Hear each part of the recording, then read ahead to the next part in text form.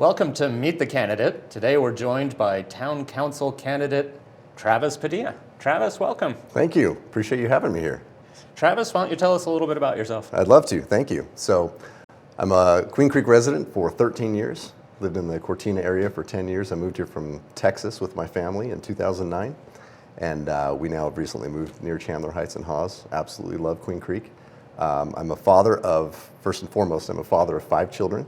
Brought a little picture here so you could see them. Yeah, so there we are.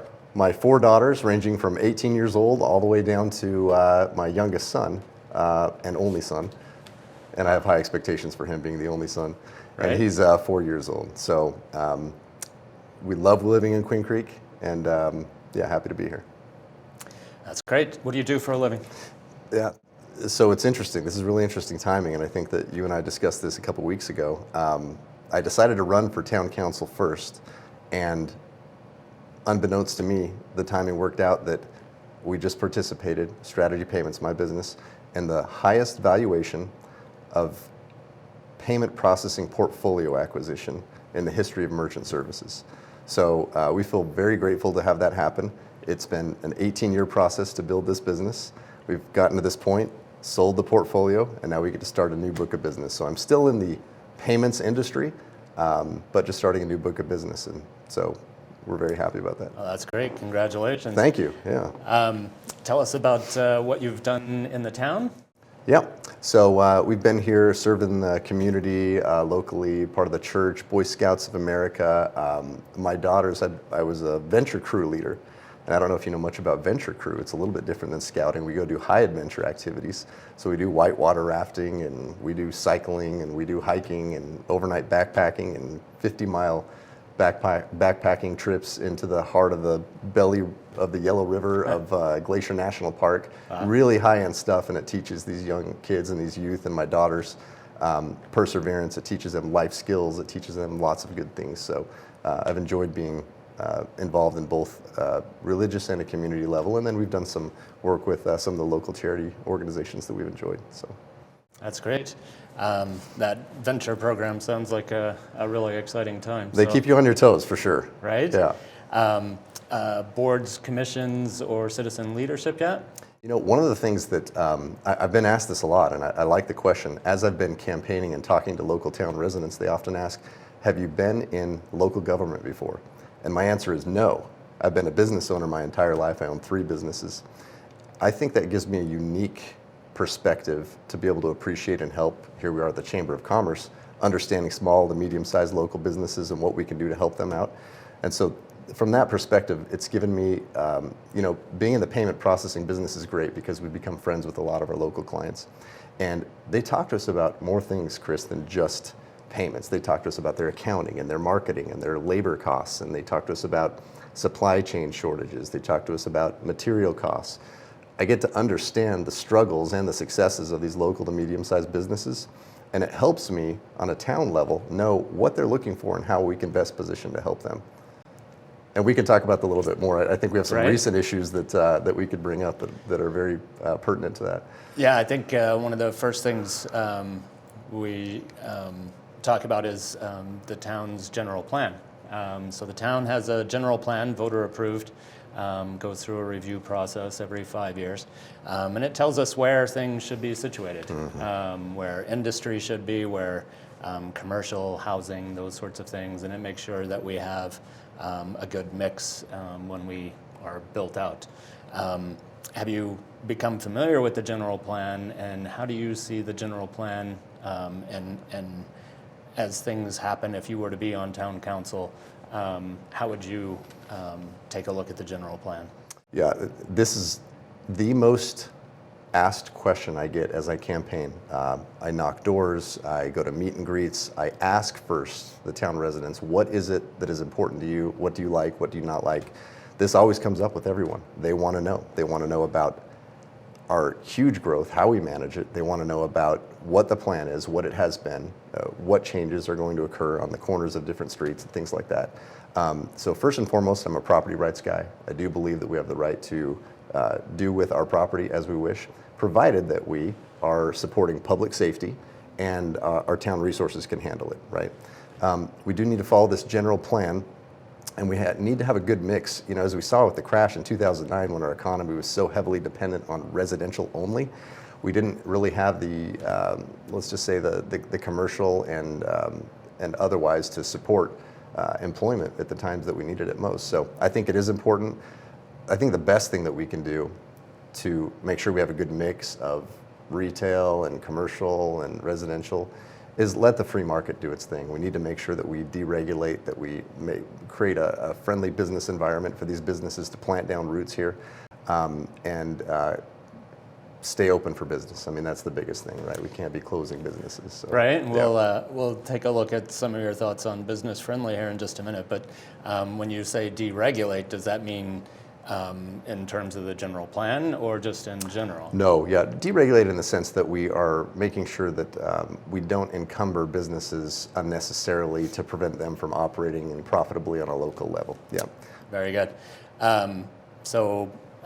Part of the general plan was a review of the north area specifically a few years back, and we took part of it and turned it residential and reserved the rest for industrial and employment, and it's directly under the flight path for the Phoenix Mesa Gateway Airport. And so first, how do you view the growth at Phoenix Mesa Gateway Airport? How do you see it playing out for the region? And how do you view changes to the zoning in those areas that might impact the airport? Yeah, this has been brought up, and it's a good question. I think it goes back to the first principles, right? We need to make sure that we have the infrastructure so that they can do the things they need to do. And roads, we'll get into that in a minute because that's the best thing that we can do for the town.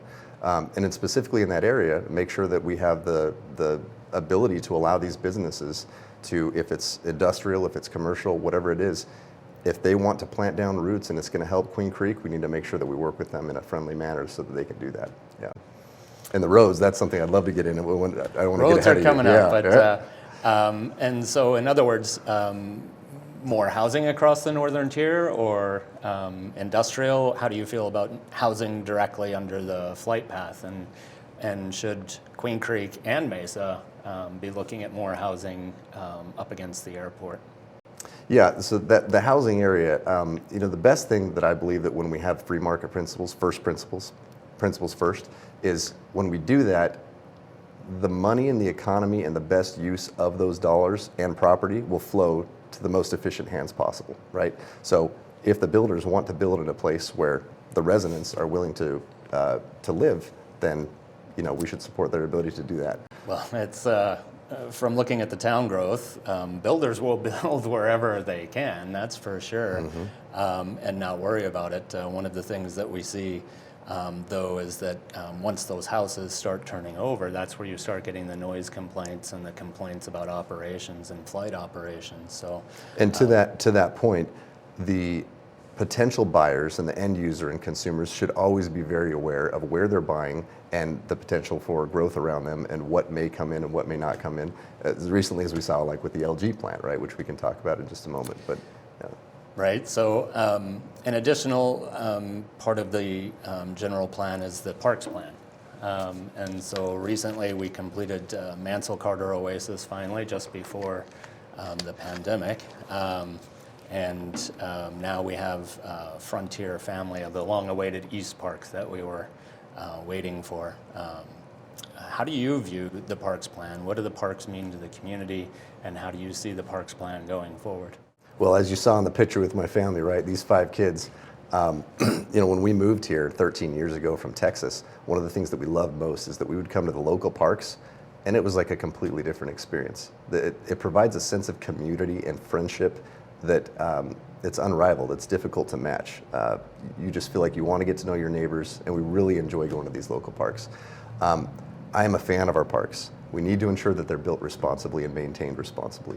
And the reason I say that is we have seen in other towns, I don't think we've seen it here in Queen Creek yet, that these parks, if not built properly or with a proper budget or maintained properly, they can fall into disarray, and then they end up being an albatross on the town, both on the budget and on the local, let's say, sense of community, how they feel about their local area, right? So I do want to make sure that we are fiscally responsible in how we approach our parks, that we're not getting into debt to build our parks, that we do so in a way that involves the community, but yet we're not, spending more money than we need to. So I guess that brings up the question of, you say, not getting into debt to build the park. So how do you see the funding of the parks happening? Yeah. And what about the next park after East Park? Well, I should clarify that when it comes to debt, sometimes it's necessary to take that on, like we'll talk about with roads. But ultimately, we want a balanced budget, right? So I won't support any measure that does not comply with a balanced budget. We've seen towns and cities and states across the nation get in trouble into debt and just keep piling on the citizens, and then we have tax issues. Right? Fortunately, in Arizona, they're all required to be balanced. So, but on the town level. On the town level, yeah. Actually, at the state level too. But there's all kinds of different gimmicks that they can use. But Arizona as a whole. Yeah, funny math, right? That's why those first principles are important, right? That we make sure that we're balancing that budget. But so as far as the parks go, it sounds like you enjoy the parks. And what about the park after East Park? So they're getting ready to go out for bond. Is that something that you would support or not support? So there's this pay-as-you-go is something that we hear often, but that's not quite the way municipal finance can work when you have to come up with hundreds of millions of dollars, and we'll talk about the roadways in just a minute. So how do you see that? Would you support the next park after East Park, or what does a responsible park look like, I guess?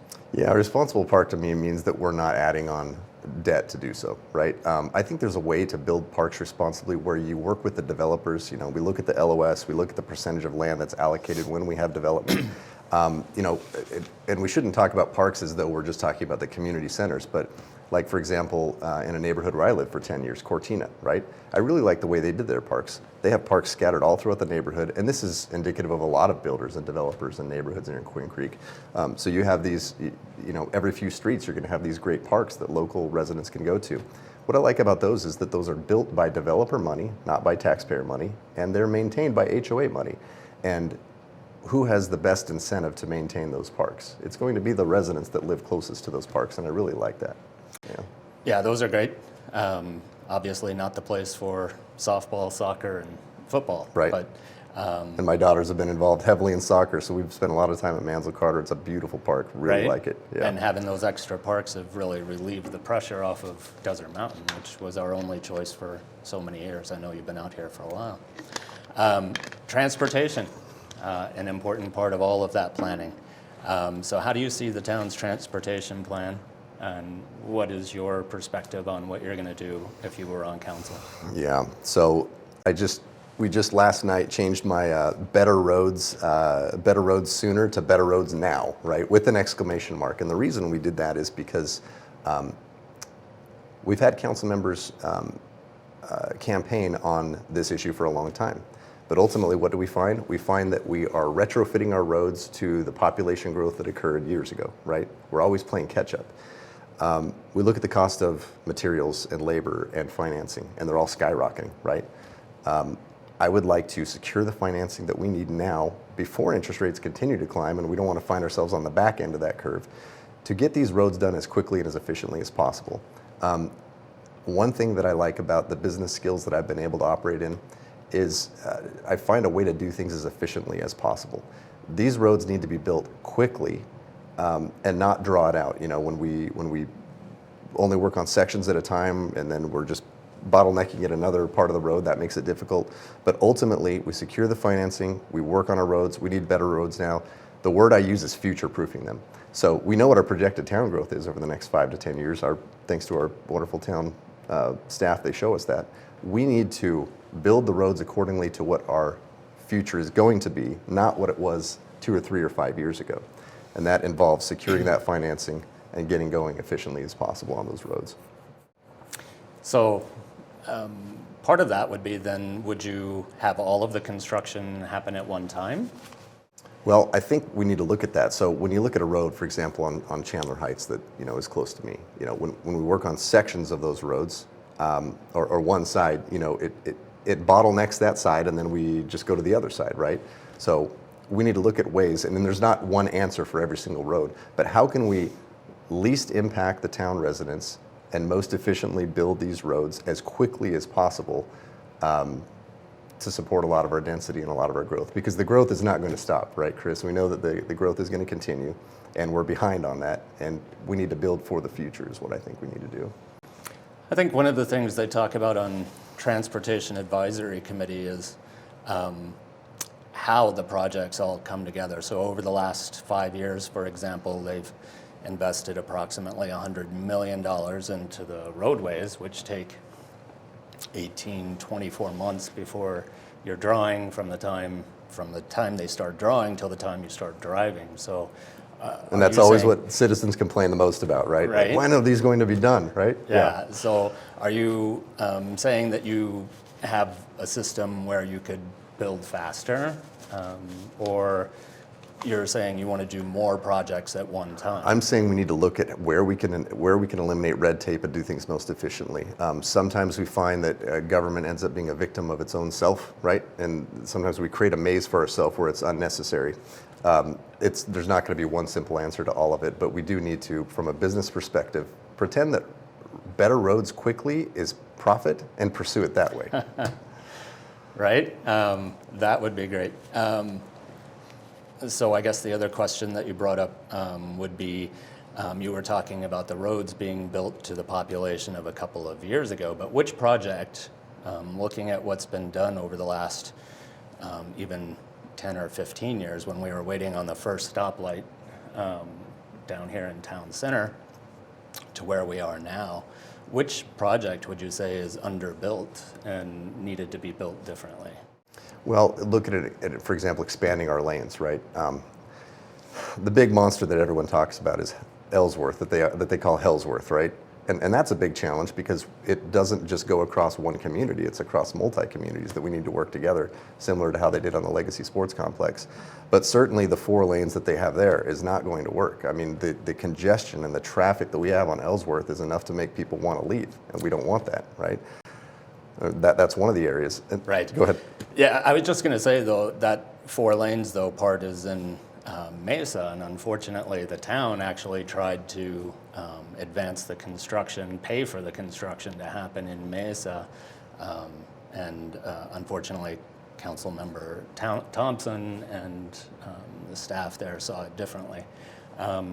Do you think that you would be able to work with the Mesa City Council differently? We have to, right? We have to work with them in a way that makes sense. We have to reach out to them and say, hey, Ellsworth is, I think, the biggest problem that everyone would say, right? We have to work with them in a way that to get to 24 so that you can commute to whatever job you might have in Mesa or Phoenix or Scottsdale or whatever it is. A lot of the town of Queen Creek goes through Ellsworth, right? And it bottlenecks, and we've got the lights there. So we do have to work with it, and there's no one easy solution. But if we can work together on the Legacy Sports Complex, why can't we work together on Ellsworth that gets us to the Legacy Sports Complex? Right, yeah, like I said, town council actually tried to advance the funding for it, and Mesa just wasn't participating. But I think it'll be great when the 24 opens and we get Ellsworth, Signal Butte, and Meridian and Ironwood all connected, and in which case we take a lot of pressure off that Ellsworth intersection. I happen to live over there, so I am looking forward to that. Which approximate cross-section do you live in? I'll be near the Costco, actually. Okay, yeah. So okay. It'll be exciting over there. Yeah, my family and I were just driving at that and looking at it in detail yesterday. That's going to be a great area for the town. Yeah, we're looking forward to it, but at the same time, miss those open fields, but that's progress, right? Well, yes. And looking forward to having a new place to shop. So we've discussed parks, general plan, transportation, and one other area that we wanted to touch on, you had mentioned a business-friendly council. What does a business-friendly council mean to you? Yep. And then what specific changes do you think need to be made? Yeah, so this is probably the biggest dividing line that you'll see when it comes to the town council, because often we campaign and we support similar points, which we should, right? These are all points that are nonpartisan, that we want to be involved in, we want to work together. Now, the issue that I have, I want big business to come here, I want small business to come here, I want medium-sized business to come here. What I don't like and I don't want to encourage is subsidies, right? I personally don't believe in that we give, I mean, think about it, Chris, we just gave a multinational foreign corporation with billions of dollars in annual profit a subsidy of $45 million of the Queen Creek residents' taxpayer dollars when they can afford to come here themselves. Now, can you think of a better use for $45 million? I can. We look around and we see our roads and the congestion. Why can't we use it on that, right? So I'm a big believer that we need to not only keep businesses open, and all these businesses deserve council members that will fight for them, that will welcome them, that will support them. But we should all be on the same playing field. And I love LG. I love LG products. I've got a lot of them in my house. And I welcome them, but we need to welcome them because we have a business-friendly environment and we deregulate, not because we're throwing money at them. Speaking other than regarding the LG, what other aspects over the past, say, 4 years would you have done differently in those regards? Yeah, and you're right. It's not just an LG issue. We see that same issue play out across the board. You know, not that this is any of our business because we're in Queen Creek, but you look at NFL stadiums, or you look at basketball stadiums, or wherever the taxpayers are subsidizing the profits of one business, we find that government ends up choosing winners and losers. And that never ends up working out well. Often with a threat that, hey, we'll go elsewhere as if not. Well, in this particular example, I love bringing more jobs to Queen Creek. It's great. Businesses should come here because we have high-skilled labor, because we have an educated employee base to choose from. But when we throw money at them, what are we saying to all our other businesses? So I went and talked to a lot of these small business and clients that I have, and I say, how do you feel about that? They say some words I probably can't repeat, but they're not very happy about it. They didn't get, the ice cream shops and the Mexican restaurants and the hair salons and the dry cleaners and the iPhone repair shops, all the way down to the service-based industries, from plumbing to air conditioning, HVAC, whatever it is. They didn't get free handouts. So why should a big business that doesn't need that money, $45 million to a giant billion-dollar corporation is nothing. But to us here in Queen Creek, that's a lot of money, and we could use it for better roads and better roads now. I suppose the flip side of that would be you invested $45 million and got $2.8 billion in construction costs, which are going to benefit every single one of those businesses that you just talked about. But aside from that, for example, we lost out on the Samsung facility, went to Texas, and Texas, by all accounts, is doing even better than we are. So let me counter that point real quick on one issue. Let me just challenge that. We find that since COVID, there's been an increase from working at home, right? Huge amount of the work staff changes, the percentages range from, let's just say, 30 to 50% additional employees are now working from home as opposed to before. So are we guaranteed that these large corporations are going to be giving all their jobs to local town residents?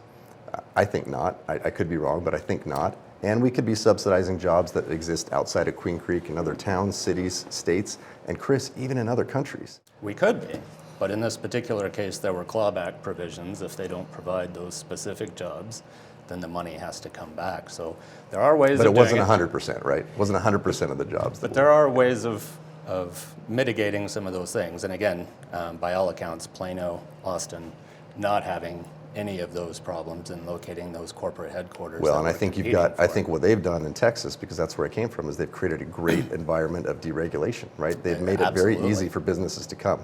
But let's come because we have a business-friendly environment. We deregulate. We don't put additional taxes or burdens on businesses to come, and it's a win-win for everybody. But we have what? I mean, I thought about this point last night, and this is probably getting too much in the political side. But we have what? Approximately 70,000 residents. Let's just say. So if you divided 45 million over 70,000 residents, if untaxed, how many of those 70,000 residents would have given up the $600 or $700 per man, woman, and child to bring a large corporation here?